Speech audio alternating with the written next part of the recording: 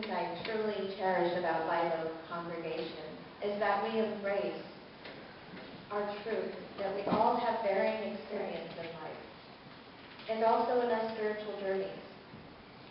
In the nearly 2 years since I've been attending services at Live Oak, I feel as though I've undergone something of my own religious exploration, specifically from congregation members who have shared their experiences with me, either through one-on-one conversation or through sermons like I'm delivering today. I've listened to stories about the beauty and struggle of growing up in the Catholic Church, been awestruck by the generosity and global awareness of mission ministries, learned about the rich history of Jewish practices, and I've participated in walking meditations with Live Oak Buddhist Sangha. Sharing one's spiritual journey and religious beliefs is an intimately personal testimony, and I am proud to be part of a congregation that truly celebrates our diverse spiritual journeys. As quoted from Live Oak's core values and covenants of good relations, we, the members and friends of this congregation, value inclusivity, opening our hearts and minds to those who have traveled journeys unlike our own, whose strengths and challenges may be different from ours, remembering that we are all precious, with our own special gifts to offer. And based on my experience at Live Oak, I find that statement to be profoundly true.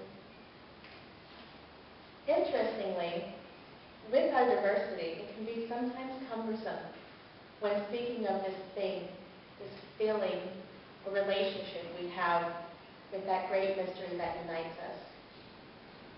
Some call it spirit, universe, love. Today I'll call it God, but don't let that scare you. A few years ago, God and I had a conversation where I expressed my desire to take our relationship to the next level.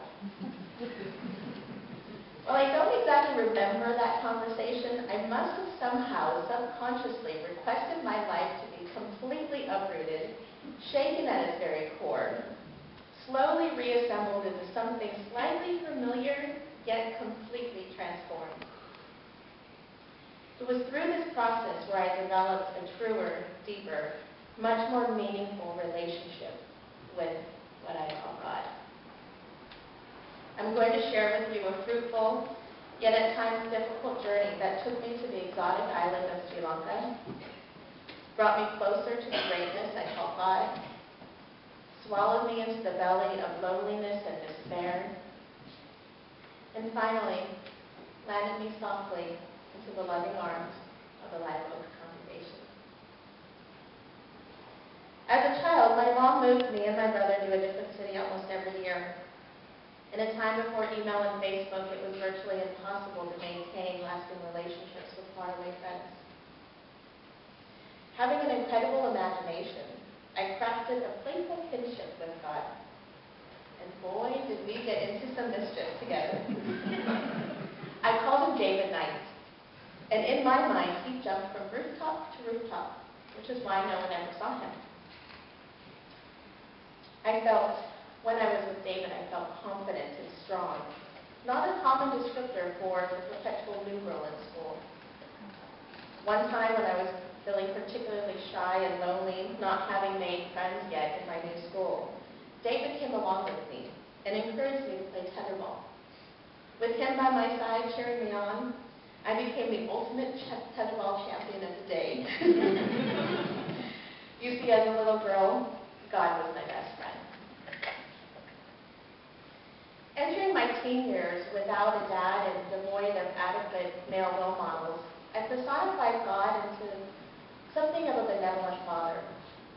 He whispered guidance to me in a loving, gentle tone, nudging me to make the right choices, rather than succumbing to the deviant temptations of adolescence, which of course sometimes I did.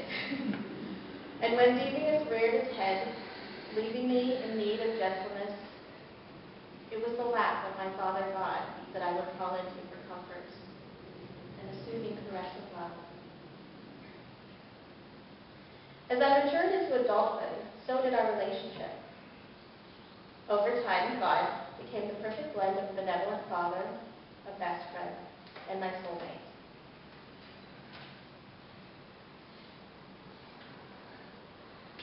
Now again, I don't specifically remember the conversation where I somehow agreed to surrender control of my life, travel to a third world country, fall in love, relinquish everything for said love, and, well, simply lose it. After years of ignoring internal messages, I finally succumbed to the visions, the dreams, and that sense of knowing I had to do something, even if it sounded completely irrational, because in my gut and in my heart, I knew it was absolutely necessary.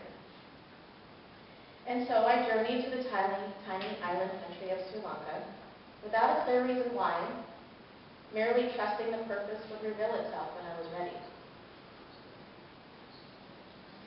Now, let me take you to the beginning of my Sri Lanka pilgrimage, where I found myself on a muddy road, drenched from the heat, humidity, and monsoon rains.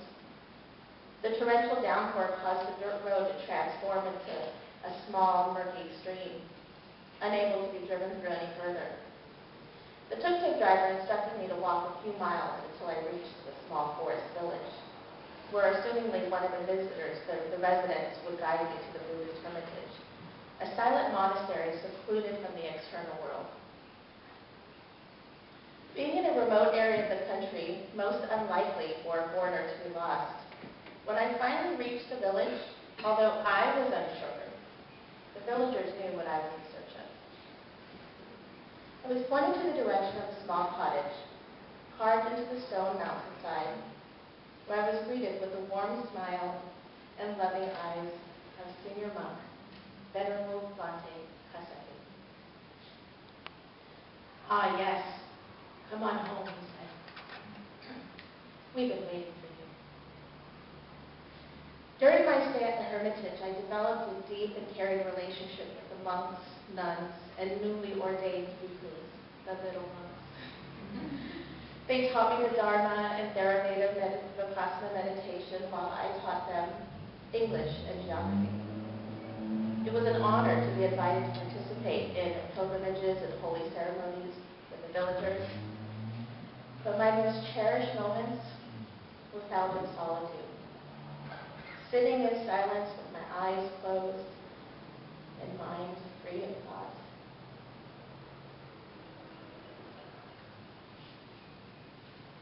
No longer could I feel the thick, humid air or hear the roar of elephants.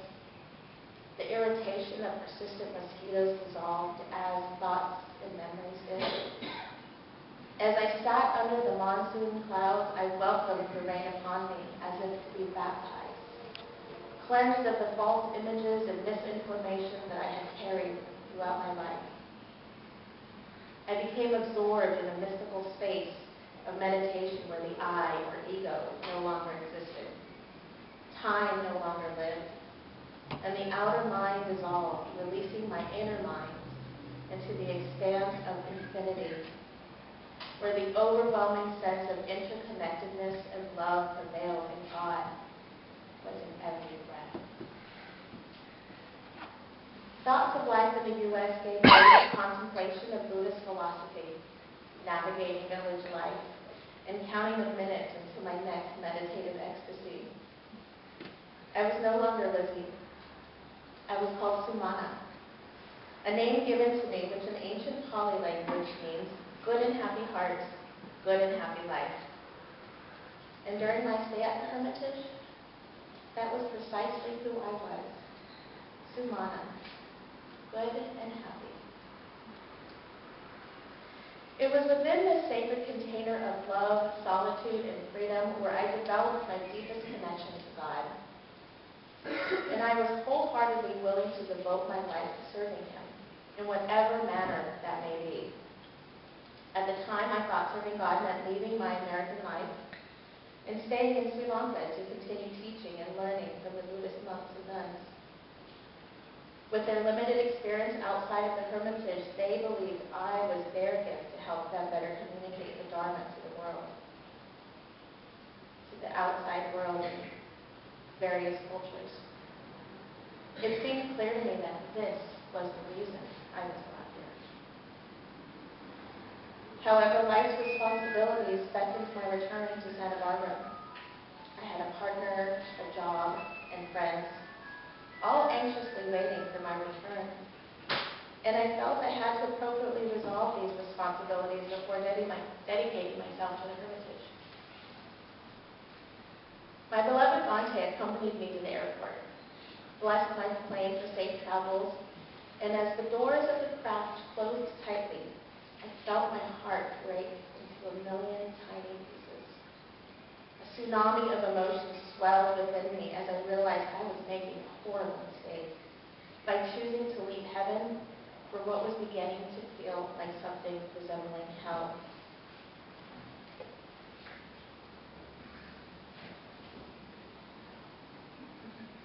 I was warned that I may experience a bit of culture shock when I returned, but what I experienced was more of a spiritual or soul shock.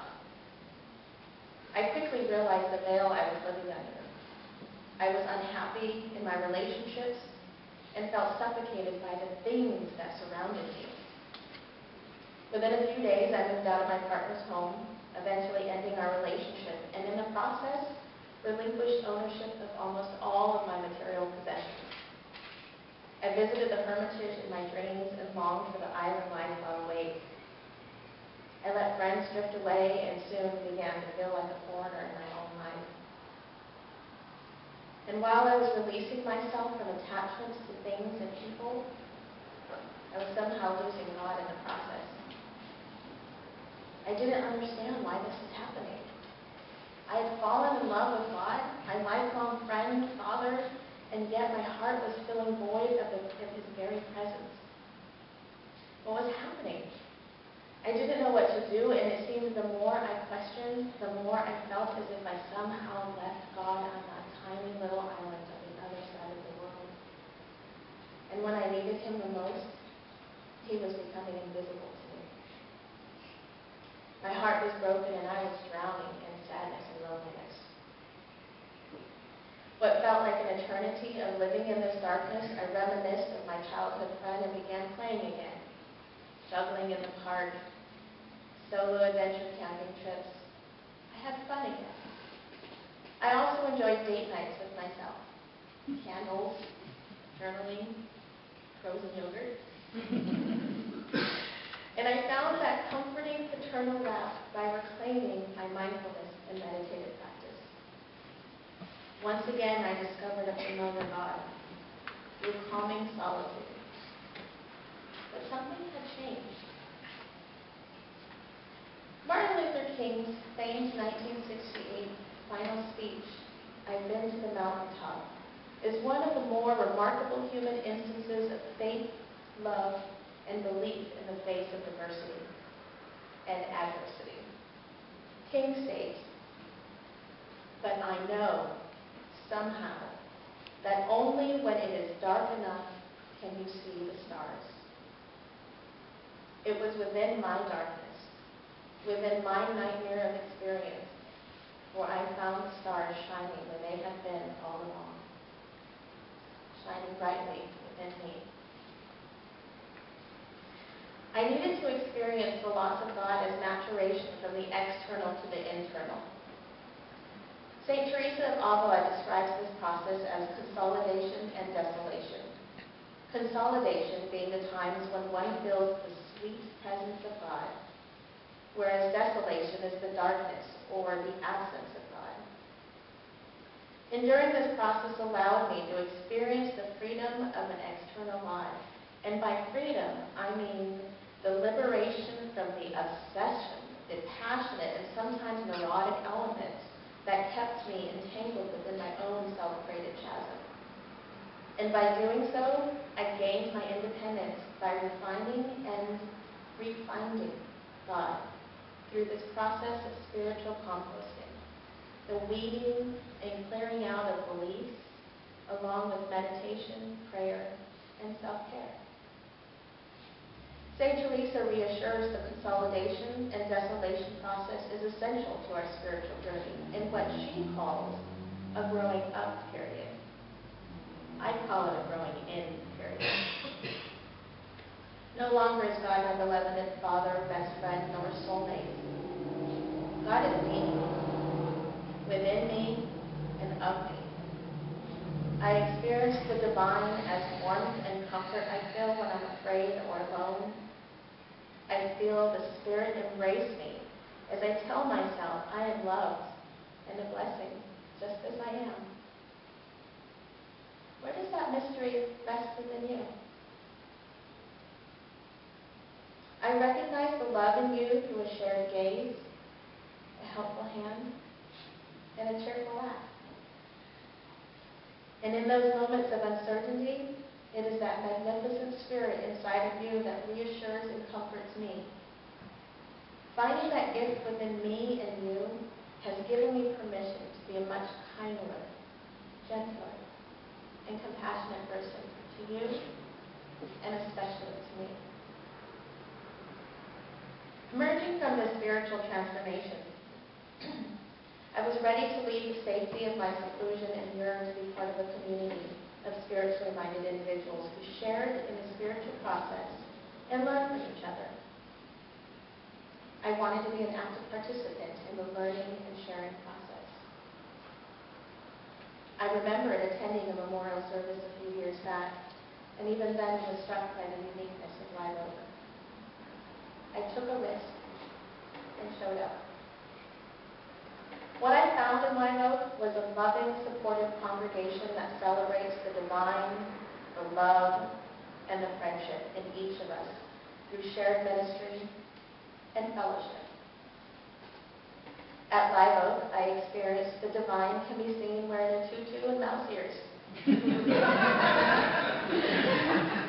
Or simply living honestly and honoring ourselves and each other. I discovered that serving God no longer required devoting to a monastic life in a third world country. It's merely being a supportive friend, a loving neighbor, or Live Oak's smiling barista. Theologian and Christian philosopher Paul Tillich believes the answer to people's emptiness is, and I quote, an ultimate concern from which they are willing to surrender everything and from which they receive everything in return. Together, we join in this unique space, share our lives, spiritual journeys, and truly celebrate our diversity. And for that, I thank God. I thank you.